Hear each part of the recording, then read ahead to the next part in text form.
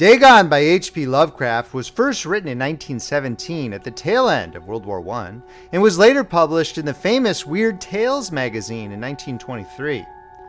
Like many Lovecraftian horrors, it focuses on an ancient beast that has lurked on Earth well before mankind showed up. After being sunk and captured by the Germans, the narrator escapes across the ocean only to find himself in a worse situation. Reader beware. Exposure to the ancient sea monster Dagon may cause terminal madness. I hope that you enjoy this frightening narrative of terror beneath the waves. The full text of Dagon is available on Paul Beauheart's Substack. Link is in the description below. If you're enjoying this reading from Friendly Frog Press, please make sure to subscribe, hit that like button, and drop a comment below whether you liked it or not. Thank you for listening. Dagon by H.P. Lovecraft, narrated by Paul Beauheart. I am writing this under an appreciable mental strain, since by tonight I shall be no more. Penniless and at the end of my supply of the drug, which alone makes life endurable, I can bear the torture no longer, and shall cast myself from this garret window into the squalid street below. Do not think from my slavery to morphine that I am a weakling or a degenerate. When you have read these hastily scrawled pages, you may guess, though never fully realize, why it is that I must have forgetfulness or death. It was in one of the most open and least frequented parts of the broad Pacific that the packet of which I was supercargo fell a victim to a German sea raider. The Great War was then at its very beginning, and the ocean forces of the Hun had not completely sunk to their later degradation, so that our vessel was made a legitimate prize, whilst we of her crew were treated with all the fairness and consideration due us as naval prisoners.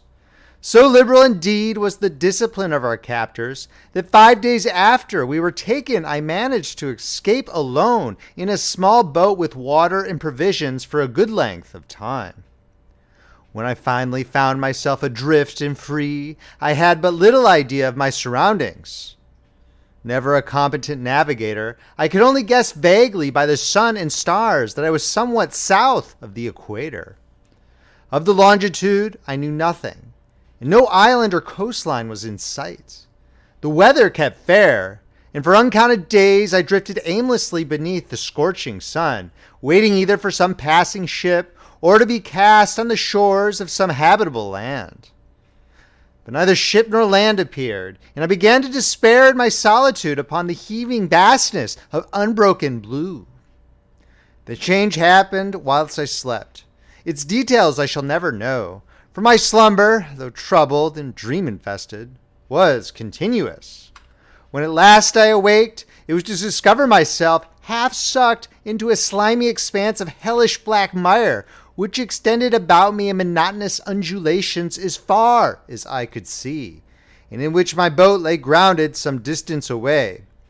Though one might well imagine that my first sensation would be of wonder at so prodigious and unexpected a transformation of scenery, I was in reality more horrified than astonished.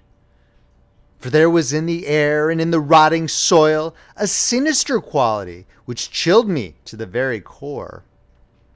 The region was putrid, with the carcasses of decaying fish and of other less describable things which I saw protruding from the nasty mud of the unending plain. Perhaps I should not hope to convey in mere words the unutterable hideousness that can dwell in absolute silence and barren immensity. There was nothing within hearing and nothing in sight save a vast reach of black slime. Yet the very completeness of the stillness and the homogeneity of the landscape oppressed me with a nauseating fear. The sun was blazing down from a sky which seemed to me almost black in its cloudless cruelty, as though reflecting the inky marsh beneath my feet. As I crawled into the stranded boat, I realized that only one theory could explain my position. Through some unprecedented volcanic upheaval, a portion of the ocean floor must have been thrown to the surface, exposing regions which for innumerable millions of years had lain hidden under unfathomable watery depths. So great was the extent of the new land which had risen beneath me that I could not detect the faintest noise of the surging ocean, strain my ears as I might. nor were there any seafowl to prey upon the dead things. For several hours I sat thinking or brooding in the boat, which lay upon its side and afforded a slight shade as the sun moved across the heavens. As the day progressed, the ground lost some of its stickiness and seemed likely to dry sufficiently for traveling purposes in a short time. That night I slept but little. The next day I made for myself a pack containing food and water, preparatory to an overland journey in search of the vanished sea and possible rescue. On the third morning, I found the soil dry enough to walk upon with ease. The odor of the fish was maddening, but I was too much concerned with graver things to mind so slight an evil, and set out boldly for an unknown goal. All day I forged steadily westward, guided by a faraway hummock which rose higher than any other elevation on the rolling desert. That night I encamped, and on the following day still traveled toward the hummock, though that object seemed scarcely nearer than when I had first espied it. By the fourth evening I attained the base of the mound, which turned out to be much higher than it had appeared from a distance. An intervening valley setting it out in sharper relief from the general surface. Too weary to ascend, I slept in the shadow of the hill. I know not why my dreams were so wild that night, but ere the waning and fantastically gibbous moon had risen far above the eastern plain, I was awake in a cold perspiration, determined to sleep no more. Such visions as I had experienced were too much for me to endure again. And in the glow of the moon I saw how unwise I had been to travel by day. Without the glare of the parching sun, my journey would have cost me less energy. Indeed, I now felt quite able to perform the ascent which had deterred me at sunset. Picking up my pack, I started for the crest of the eminence. I have said that the unbroken monotony of the rolling plain was a source of vague horror to me, but I think my horror was greater when I gained the summit of the mound and looked down the other side into an immeasurable pit or canyon, whose black recesses the moon had not yet soared high enough to illumine. I felt myself on the edge of the world, peering over the rim into a fathomless chaos of eternal night. Through my terror ran curious reminiscences of Paradise Lost, and of Satan's hideous climb through the unfashioned realms of darkness. As the moon climbed higher in the sky, I began to see that the slopes of the valley were not quite so perpendicular as I had imagined. Ledges and outcroppings of rock afforded fairly easy footholds for descent, whilst after a drop of a few hundred feet, the declivity became very gradual. Urged on by an impulse which I cannot definitely analyze, I scrambled with difficulty down the rocks and stood on the gentler slope beneath, gazing into the Stygian deeps where no light had yet penetrated. All at once my attention was captured by a vast and singular object on the opposite slope, which rose steeply about 100 yards ahead of me, an object that gleamed whitely in the newly bestowed rays of the ascending moon. That it was merely a gigantic piece of stone, I soon assured myself, but I was conscious of a distinct impression that its contour and position were not altogether the work of nature. A closer scrutiny filled me with sensations I cannot express, for despite its enormous magnitude and its position in an abyss which had yawned at the bottom of the sea since the world was young, I perceived beyond a doubt that the strange object was a well-shaped monolith whose massive bulk had known the workmanship and perhaps the worship of living and thinking creatures.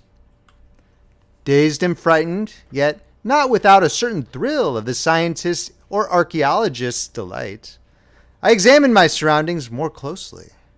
The moon, now near the zenith, shone weirdly and vividly above the towering steeps that hemmed in the chasm, and revealed the fact that a far-flung body of water flowed at the bottom, winding out of sight in both directions, and almost lapping my feet as I stood on the slope.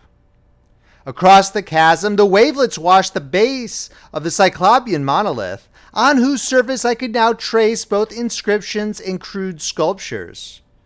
The writing was in a system of hieroglyphics unknown to me, and unlike anything I had ever seen in books, consisting for the most part of conventionalized aquatic symbols such as fishes, eels, octopi, crustaceans, mollusks, whales, and the like.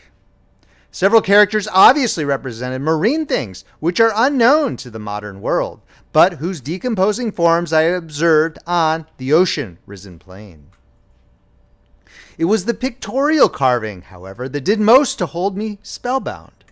Plainly visible across the intervening water, on account of their enormous size, was an array of bas-reliefs whose subjects would have excited the envy of a Doré. I think that these things were supposed to depict men, at least a certain sort of men, though the creatures were shown disporting like fishes in the waters of some marine grotto, or paying homage to some monolithic shrine which appeared to be under the waves as well. Of their faces and forms I dare not speak in detail, for the mere remembrance makes me grow faint. Grotesque beyond the imagination of a Poe or a Bulwer, they were damnably human in general outline, despite webbed hands and feet, shockingly wide and flabby lips, glassy, bulging eyes, and other features less pleasant to recall. Curiously enough, they seem to have been chiseled badly out of proportion with their scenic background, for one of the creatures was shown in the act of killing a whale represented as but little larger than himself. I remarked, as I say, their grotesqueness and strange size, but in a moment decided that they were merely the imaginary gods of some primitive fishing or seafaring tribe, some tribe whose last descendant had perished eras before the first ancestor of the Piltdown or Neanderthal man was born. Awestruck at this unexpected glimpse into a past beyond the conception of the most daring anthropologist, I stood musing whilst the moon cast queer reflections on the silent channel before me. Then suddenly I saw it. With only a slight churning to mark its rise to the surface, the thing slid into view above the dark waters. Vast, Polyphemus-like, and loathsome, it darted like a stupendous monster of nightmares to the monolith, about which it flung its gigantic scaly arms, the while it bowed its hideous head and gave vent to certain measured sounds. I think I went mad then. Of my frantic ascent of the sloping cliff, and of my delirious journey back to the stranded boat, I remember little. I believe I sang a great deal, and laughed oddly when I was unable to sing. I have indistinct recollections of a great storm sometime after I reached the boat. At any rate, I knew that I heard peals of thunder and other tones which nature utters only in her wildest moods. When I came out of the shadows, I was in a San Francisco hospital, brought thither by the captain of the American ship which had picked up my boat in mid-ocean.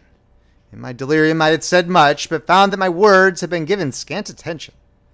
Of any land upheaval in the Pacific, my rescuers knew nothing. Nor did I deem it necessary to insist upon a thing which I knew they could not believe. Once I sought out a celebrated ethnologist and amused him with peculiar questions regarding the ancient Philistine legend of Dagon, the fish god. But soon, perceiving that he was hopelessly conventional, I did not press my inquiries. It is at night, especially when the moon is gibbous and waning, that I see the thing.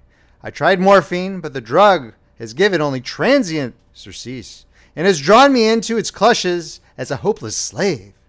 So now I'm to end it all, having written a full account for the information or the contemptuous amusement of my fellow men. Often I ask myself if it could not all have been a pure phantasm, a mere freak of fever as I lay sunstricken and raving in the open boat after my escape from the German man-of-war. This I ask myself, but ever does there come before me a hideously vivid vision in reply?